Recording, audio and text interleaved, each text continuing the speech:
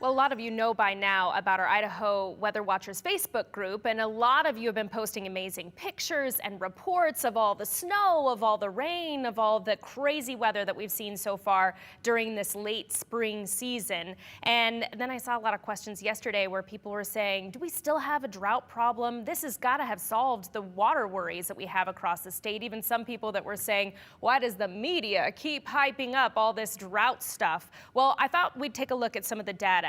Bottom line, let's just talk about this being a little too little, a little too late in the season. These numbers look fantastic. As you're taking a look at the current snowpack, this is the snow water equivalent, compared to average for this time of year, the numbers look fantastic, but keep in mind, it's compared to average for this time of year. So for the first week of May, it's well above average for the snowpack that we typically see through the first week of May, because by this time in the year, through most average years, we'd have seen a lot of this snowpack being melted off. It would have run off already, and it would have made its way into the rivers and the streams and the reservoir system. So again, a little too little, a little too late in the season. But when you compare these numbers to how these numbers looked at the end of March, it certainly is a much better spot than where we would be. So I'm not going to deny that this isn't helpful, because it's looking much better than, say, generally speaking, 65 to 80% of average. That's what we saw at the end of March. But remember,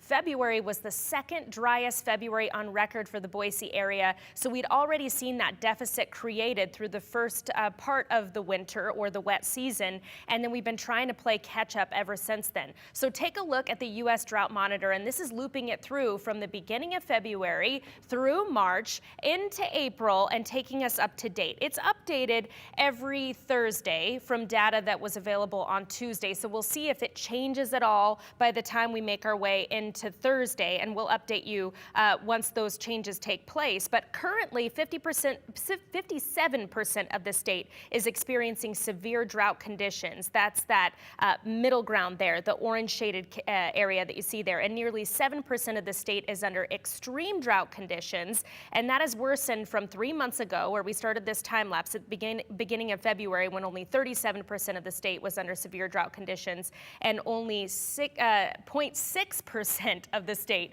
was under extreme drought conditions. So I think Jim Duthie, he was the one that put it very simply for me today. He said, if you did not water your lawn for an entire month, say, and then you flood irrigated that lawn just in one day, you might have kept your lawn from dying, but it wouldn't be as lush or as green as it would have been if you've been watering it regularly as you make your way through the entire month. And we also have to keep in mind that this isn't just a specific dry drought condition to this season, 21-22. This is taking it back a few years from dry drought conditions that have lasted since the end of 2019 and into 2020. So there's a lot of ground to make up for. While this is helpful, it's still only, making just a splash in the puddle. And it would have been better if it had fallen in February. Yeah. Like we're playing catch up, if you will. Yes, absolutely. Okay. Bree, thanks. Great explanation.